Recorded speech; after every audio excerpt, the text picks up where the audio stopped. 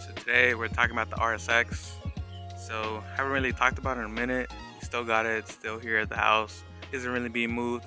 Pretty much purchased this car instead of having my cash in the bank.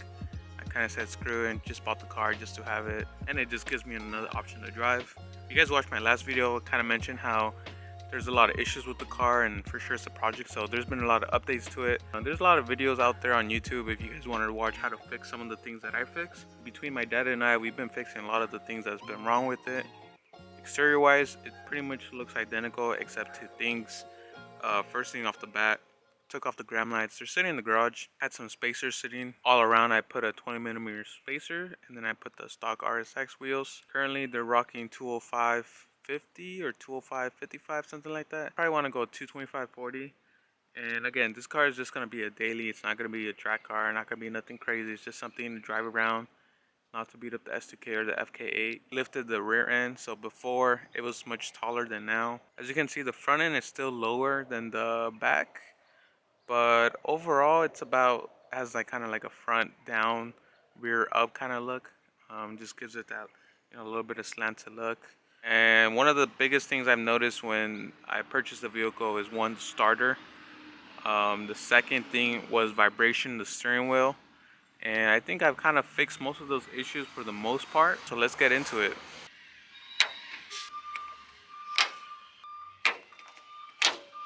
Here looking at the engine, I don't know if you guys can see a big difference. Maybe you do, maybe you can't. The owner before me, he did do a Mickey Mouse paint job. And with the Mickey Mouse paint job, it had a bunch of overspray. So for example here, all that, it's still kind of white. But the inner fenders were much worse than what it is now.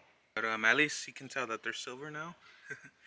Same with under the hood, kind of cleaned that up. It was all oversprayed on this and stuff like that. So cleaned that up on the engine bay. Every time I turned on the car, it just had big, ugly, grinding noise. And first thing off the bat that I thought of was that it was a starter, so which it was. Took us about 2 days or so, like a total of 6 hours. But we just never done it before.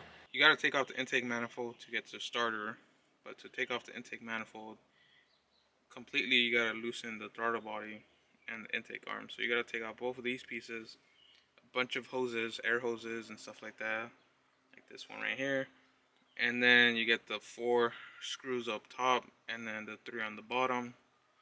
And pretty much here being daytime, you see that bolt right there? Well, that's part of the intake manifold.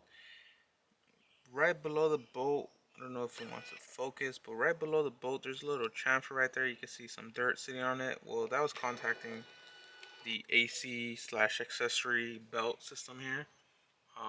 So this whole setup, I don't know what it's called, but this whole setup here was clashing with the intake manifold. So once you take off the screw, you gotta take off the intake manifold, and pretty much we had to slide slash wiggle it out, but we couldn't because it was clashing this. Instead of 2 bolts that were holding the intake manifold to the head, it's 2 studs. So 2 studs and 2 nuts.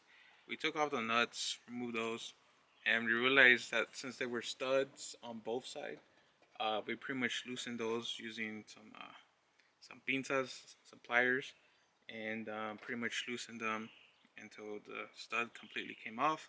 Once those 2 studs came off completely, then we had space to shift the intake manifold. Once the manifold was off, we were finally able to get to the starter, and that was just 3 bolts and some cables. There's videos online if you want to know how to do that, but I think that was one of the biggest pains of this car.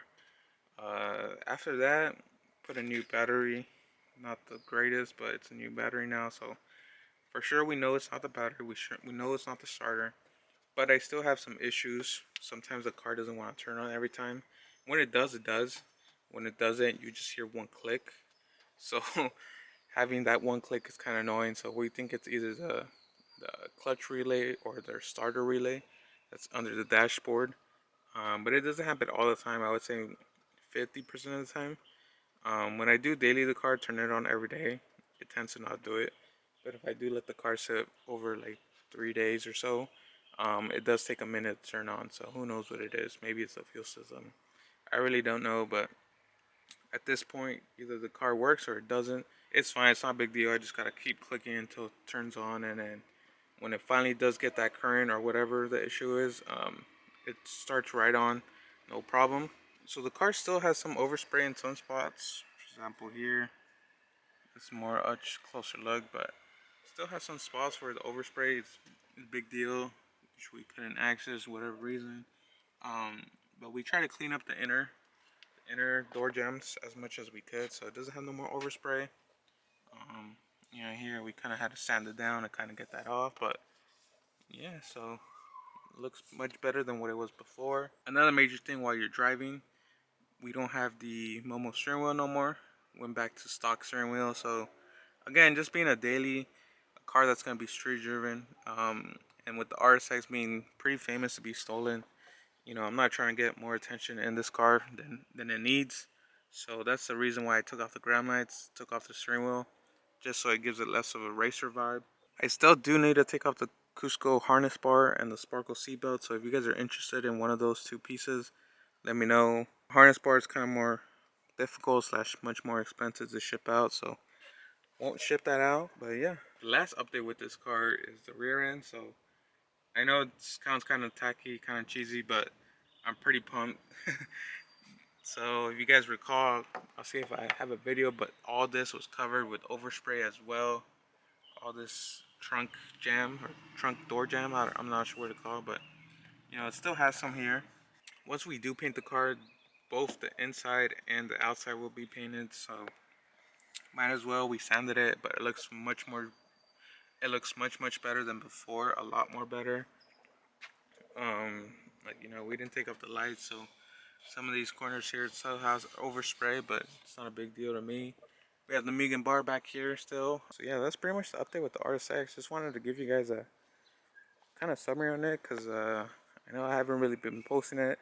Hope you guys been enjoying the Type R content, bringing it back. But yeah, so I'll see you when I bring back some RSX content for you guys. I can't do it all at the same time, especially if I'm posting 2 videos a week. Oh yeah, one more thing that we didn't update. So I don't know if you guys can tell, but leave a comment, where do you think these fog lights are from?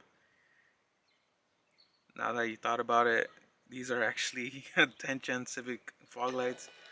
So my dad, I guess, I don't know where he found these, but he found some fog lights. It looks hella tacky, hella paisas, hella Mickey Mouse here. Pretty much cut up the mesh just so the fog lights can fit with the custom bracket. But it looks good. Like, let me get it a little bit further away. So it looks good from afar. It looks good. It does, and at night it looks even better. But in person and daytime, you know, it does look pretty bad. Ignore that. It's pretty trash, but but point is, we got some new fog lights on it, and I really haven't documented none of this, just because of the fact that I feel like most of this you can find on YouTube, like switching lower control arms. We did that. There's videos online. Putting spacers, there's videos online. How to adjust the ride height, there's videos online. So I didn't want to give you guys some content that you guys can find online. Pretty much want to give you the summary of the car. Hope you guys enjoyed this video. Make sure to subscribe for more Type R content, FK8 content, RSX content. So if you're watching this video by now, Type R will probably be inside the garage. S2K will be out. I'll be driving that more, and stay tuned. This coming up weekend, there's the S2K car meet. It's like 5th annual of the S fam. So we're gonna be checking out that event. It's gonna be at the beach, so that should be fun with the S2K top down. Always a good time. So hope you guys enjoyed this video. Make sure to subscribe.